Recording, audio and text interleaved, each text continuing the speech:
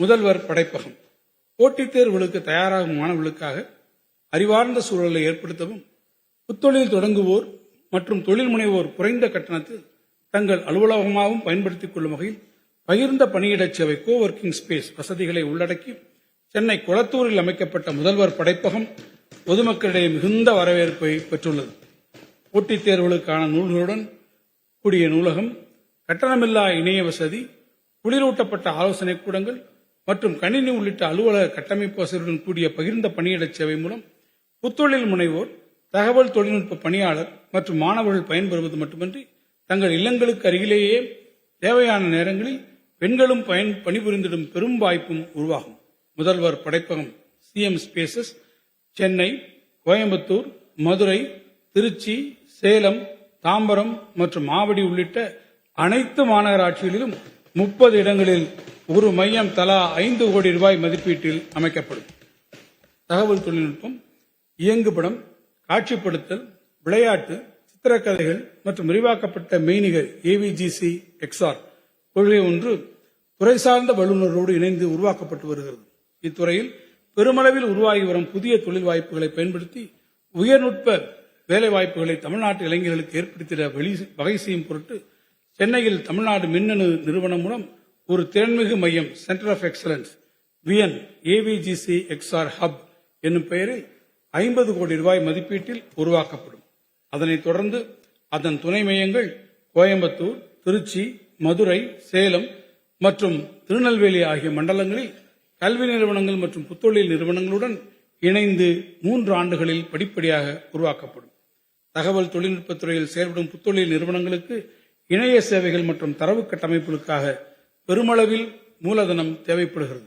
இதை கருத்தில் கொண்டு ITNT மற்றும் தமிழ்நாடு புத்தொழில் நிறுவனத்தில் பதிவு செய்துள்ள புத்தொழில் நிறுவனங்கள் தரவு மைய சேவைகளில் எளிதில் பெறும் பொருட்டு தலா 5 லட்சம் ரூபாய் மதிப்பு வரையிலான தரவு மைய சேவைகளுக்கான வில்லைகளை vouchers for data centre services வழங்கிடும் திட்டம் 10 கோடி ரூபாய் மதிப்பீட்டில் தமிழ்நாடு புத்தொழில் தரவு மைய சேவை திட்டம் என்ற பெயரில் தமிழ்நாடு மின்னணு நிறுவனத்தின் மூலம் செயல்படுத்தப்படும். இந்த வரவு செலவு திட்ட மதிப்பீடுகளில் தகவல் தொழில்நுட்பவியல் மற்றும் டிஜிட்டல் சேவைகள் துறைக்கு 131 கோடி ரூபாய் ஒதுக்கீடு செய்யப்பட்டுள்ளது. நீர்வளம், நீரின்றி அமையாது உலகு. தமிழ்நாட்டின் நீர்வளத்தினை பாதுகாத்து மேம்படுத்திடும் பொருட்டு வரும் நிதியாண்டு முதல் ஒருங்கிணைந்த நீர்வள மேம்பாட்டு திட்டம் comprehensive water resources development program 2000 கோடி ரூபாய் மதிப்பீட்டில் செயல்படுத்தப்படும். இத்திட்டத்தின் கீழ் புதிய நீர்ப்பாசன திட்டங்களை ஆய்வு செய்தல், புதிய நீர்ப்பாசன கட்டுமானங்களை அமைத்தல், ஏற்கனவே உள்ள நீர்ப்பாசன கட்டுமானங்களை புதுப்பித்தல், நிலத்தடி நீர் மேம்பாட்டு திட்டங்கள், வெள்ள பாதுகாப்பு மற்றும் தணிப்பு திட்டங்கள், அணைகளை மேலாண்மை செய்யும் திட்டங்கள், கடலரிப்பு தடுப்பு திட்டங்கள் மட்டுமின்றி அனைத்து நீர்நிலைகளையும் புனரமைத்து மேம்படுத்தி உரிய முறையில் பாதுகாக்கும் பணிகள் மேற்கொள்ளப்படும்.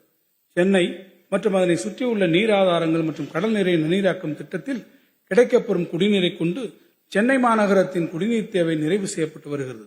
எனினும் சென்னையில் நாளுக்கு நாள் மக்கள் தொகை பெருகி வருவதாலும் மாறிவரும் பருவநிலை மாற்றத்தினால் அவ்வப்போது ஏற்படும் குடிநீர் தட்டுப்பாட்டை நீக்கவும் புதிய நீர்த்திட்டங்களை அமைப்பது இன்றியமையாததாகும். இந்த வகையில் சென்னைக்கு அருகே அமைந்துள்ள கோவளம் உப வடிநிலத்தில் பருவகாலங்களில் கிடைக்கும் வெள்ள நீரின் ஒரு பகுதியை செங்கல்பட்டு மாவட்டம் திருப்போரூர் வட்டத்தில் பழைய மாமல்லபுரம் சாலை மற்றும் கிழக்கு கடற்கரை சாலைகளுக்கு இடைப்பட்ட பகுதியில் 4375 ஏக்கர் அரசு நிலப்பரப்பில் சுமார் 1.6 TMC கொள்ளளவில் ஆண்டிற்கு 2.25 TMC அளவிற்கு வெள்ள நீரினை சேமிக்கும் வகையில் சென்னையின் 6வது நீர்த்தேக்கமாக புதிய நீர்த்தேக்கம் ஒன்று 350 கோடி ரூபாய் மதிப்பீட்டில் அமைக்கப்படும். இத்திட்டத்தின் மூலம் ஒவ்வொரு ஆண்டும் கிடைக்கக்கூடிய 170 MLD குடிநீரை கொண்டு சென்னை பெருநகர மக்களின் குடிநீர் தேவை குறிப்பிடத்தக்க அளவில் நீண்ட காலத்திற்கு நிறைவு செய்யப்படும். இந்த வரவு செலவு திட்ட மதிப்பீடுகளில் நீர்வளத்துறைக்கு 9460 கோடி ரூபாய் நிதி ஒதுக்கீடு செய்யப்பட்டுள்ளது. பசுமை ஆற்றல், தமிழ்நாட்டினை எதிர்வரும் 2030 ஆண்டிற்குள் $1 டிரில்லியன் பொருளாதாரம் கொண்ட மாநிலமாக உருவாக்கிட தற்போதைய மின் தேவை 2 மடங்காக உயர்ந்திடும் என மதிப்பிடப்பட்டுள்ளது. இந்த உயர் இலக்கினை அடையும் நோக்கில் வரும் 2030 ஆண்டிற்குள் 100 பில்லியன் யூனிட் கூடுதல் புதுப்பிக்கத்தக்க பசுமை ஆற்றலை நமது மாநிலத்தில் உருவாக்கிட உரிய செயல் திட்டங்கள் வகுக்கப்பட்டு வருகின்றன. அந்த இலக்கை நோக்கிய பசுமை பயணத்தின் முதல் கட்டமாக வெள்ளிமலை பகுதியில் 1100 மெகாவாட் திறன் மற்றும் ஆழியாறு பகுதியில் 1800 மெகாவாட் திறன் கொண்ட நீரேற்று மின் திட்டங்கள் மொத்தம் 11,721 கோடி ரூபாய் முதலீட்டில் பொதுத்துறை தனியார் பங்கேற்புடன் உருவாக்கப்படும். மேலும் சூரிய ஒளி நேரத்திற்கு பின்னரும் நாள் முழுவதும் தூய்மையான புதுப்பிக்கப்பட்ட மின்சாரம் வழங்கும் நோக்கத்துடன் எதிர்வரும் 2025-26 ஆண்டில் மட்டும் மணிக்கு 4000 மெகாவாட் திறன் கொண்ட மின்கலன் சேமிப்பு அமைப்புகள் பேட்டரி எனர்ஜி ஸ்டோரேஜ் சிஸ்டம் உருவாக்க நடவடிக்கை எடுக்கப்படும். சூரிய மின்சக்தியை சேமித்து மாலை நேரங்களில் காணப்படும் உயர் மின் நுகர்வு நேரங்களில் தேவையான மின்சாரத்தை வழங்குவதன் மூலம் பெருமளவு செலவு குறைவதோடு கார்பன் நீக்கம் செய்து தூய்மையான மின்சக்தியை விநியோகிக்க வழிவகுக்கிறது.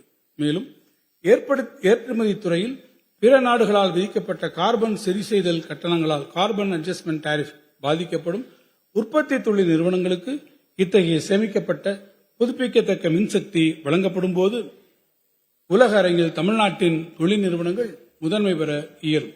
மாநிலத்தில் புதுப்பிக்கத்தக்க எரிசக்தியை மேம்படுத்துவதற்காக தற்போதுள்ள பல்வேறு கொள்கைகளை ஒருங்கிணைத்து நெறிப்படுத்தும் வகையில் ஒருங்கிணைந்த புதுப்பிக்கத்தக்க எரிசக்தி கொள்கை இன்டகிரேட்டட் ரெனியூவபிள் எனர்ஜி பாலிசி வெளியிடப்படும்.